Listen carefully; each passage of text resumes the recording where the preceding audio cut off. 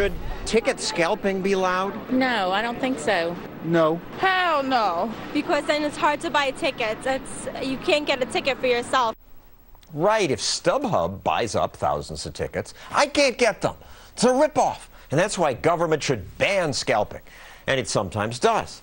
But economist J.C. Bradbury says that's just simple-minded and counterproductive. And what are you talking about? Because this is minority opinion. Absolutely. I mean, the reality is that we have a limited number of seats and a lot more people who want to buy those seats. How do we allocate those? Sometimes tickets are sold far in advance, and we don't know how valuable those tickets are going to be or what people are going to value them at.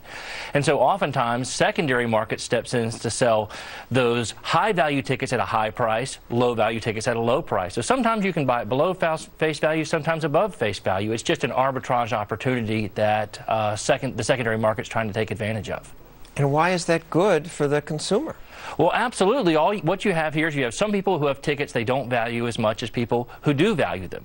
And so a lot of people who sell to so-called scalpers are the people who say, well, I don't really want to go to this as much as someone else. I have a friend of mine who has Phillies season tickets, and every year he sells his playoff tickets to fund his entire season ticket purchase because he says, I can just watch this on television.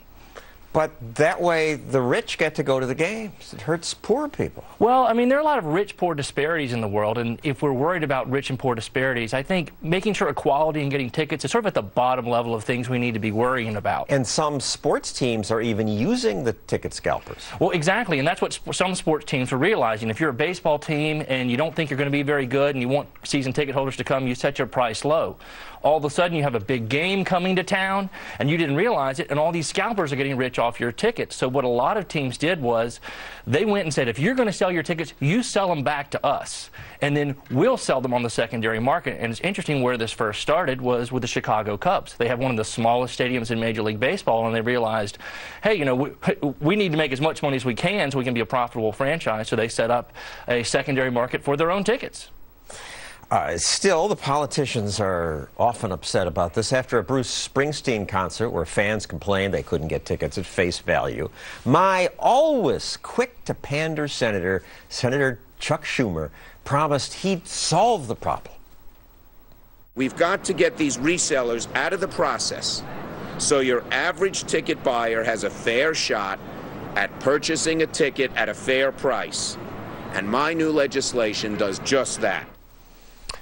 Which didn't pass, fortunately, but a fair price seems reasonable. Well, it depends on what we mean by a fair price, and that is, again, we have to remember this is some arbitrary face value that is put on that ticket. And so I'm not sure what type of legislation you can put to solve the problem of we have to allocate a scarce resource. Who's going to get in first? Do we have people who are willing to pay more? Maybe you let more beautiful people in first. Maybe we let people of certain race or ethnic groups in. We have a fundamental problem of scarcity. And prices are just a very simple way to solve this problem and a very peaceful way to solve it. And probably the fairest way. And this is just something that politicians often pick on because even in a nonpartisan sense, everyone hates paying higher prices. And so, well, I'm against higher prices. There's a book called Defending the Indefensible that sort of brought my brain around to some libertarian ideas, and one was in defense of the ticket scalper.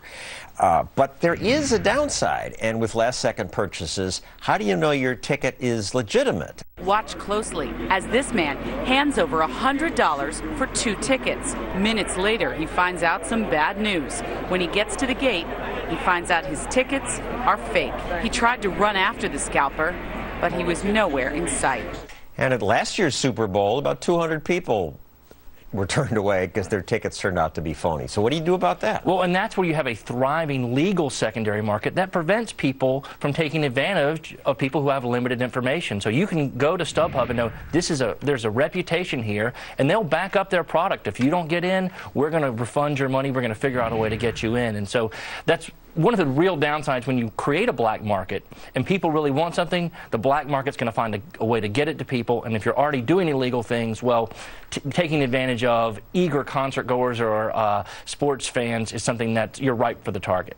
And politicians banning things doesn't usually make it better. Michigan, Massachusetts, Arkansas already have laws against scalping, but they're never enforced. No, rarely enforced. And it's one of those things where people who buy the tickets are generally happy. That's because they wanted to go. And people who sell the tickets are generally happy because they wanted to sell it.